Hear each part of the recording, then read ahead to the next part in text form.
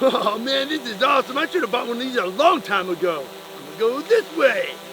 And I'm gonna go this way. Oh, let's go see what Scott's doing.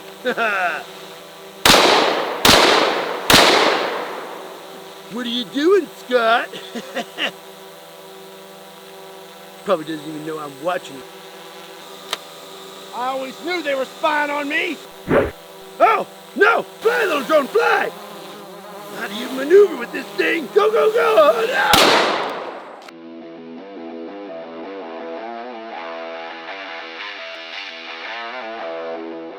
What's up, everybody? My name is Scott, and you're watching Kentucky Ballistics. We're back on the range for yet another gun fail science experiment. On the last episode of When Guns Go Boom, we detonated a 500 Magnum, and I'm not gonna lie, that one hurt a little bit. But the #1 comment in that video was, do a Desert Eagle next.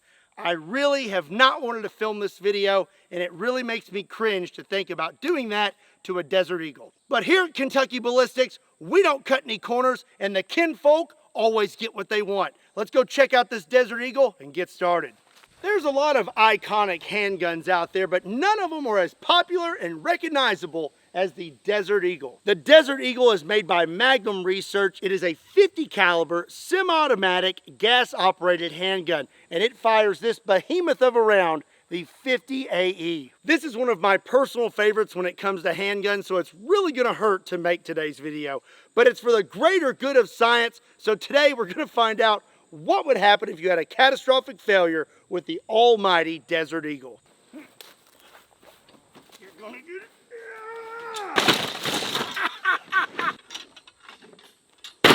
So before we start this science experiment, we're gonna have some fun, and I'm gonna show you just how powerful the Desert Eagle is. But before we do, I wanna say thank you to Zydex Gaming Computers for sponsoring today's video. Zydex makes high-end gaming PCs, and they're all hand-built in Salt Lake City, Utah, with US-only tech support. Zydex specializes in customization. They actually built me my own custom gaming PC, and I absolutely love it. If you want to check them out, there's going to be a link in the description down below. Again, a big thank you to Zydex for sponsoring today's video. Now, let's blast some stuff.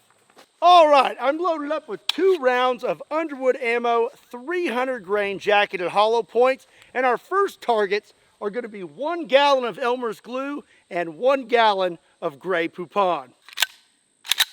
Elmers Glue is first. Oh!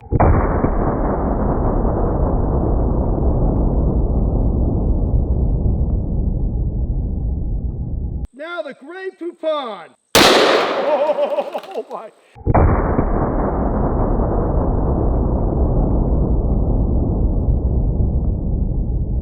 It kicked it all the way over the berm. There's poop on everything. And speaking of poop on everything, these limited poop on shirts are only available until September 21st. If you want to check those out, there's a link in the description down below. Up next, I have 2 cans of ravioli that have been sitting out here in the hot sun for probably 5 months. All right, here we go. Oh!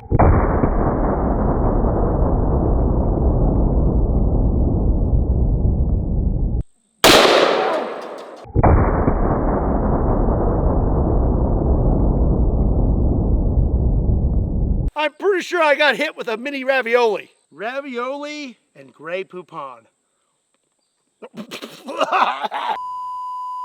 So I have one more target to shoot before we conduct our science experiment, and that's 2 gallons of dark corn syrup. All right, this is about to be messy. Oh.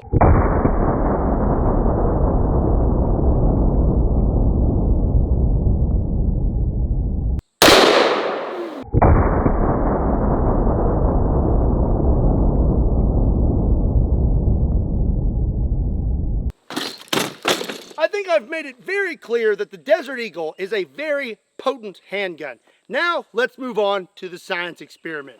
2 hours later. So we have our sacrificial Desert Eagle set up, and I gotta be honest, it hurts me to say that sentence. I've got it locked down in a vice grip. We have some Ballistic Dummy Labs zombie head and a hand. I have a cinder block wall set up, a string around the trigger that goes about 100 yards that way, and I'll be hiding behind a truck.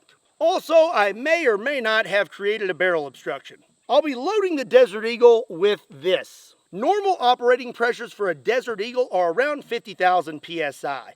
In theory, if the gun held together, this round would peak at 475,000 psi. That's a spicy meatball! We're gonna put our safety on. Gonna cock this back. Gonna stick her in there. All right. Let her slide forward.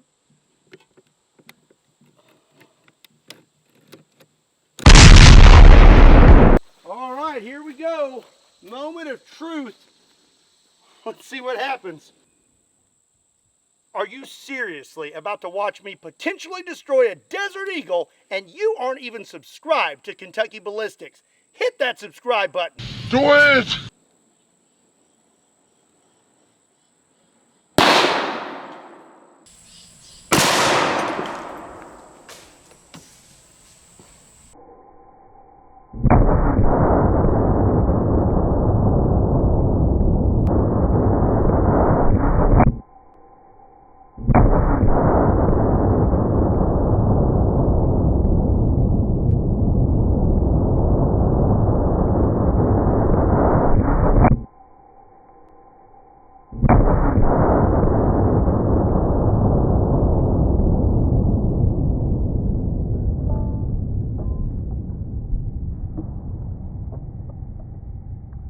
Moment of truth. Oh, it actually exploded. Oh my gosh, that is crazy. Dude, it's still smoking. Look, it is still smoking. Bro. Okay, so I reviewed the slow-mo footage. Before we assess the gun, it looks like the barrel went that way. So we're gonna see if we can find it. From what I heard, it sounded like it hit brush. So I'm guessing it went like into the woods.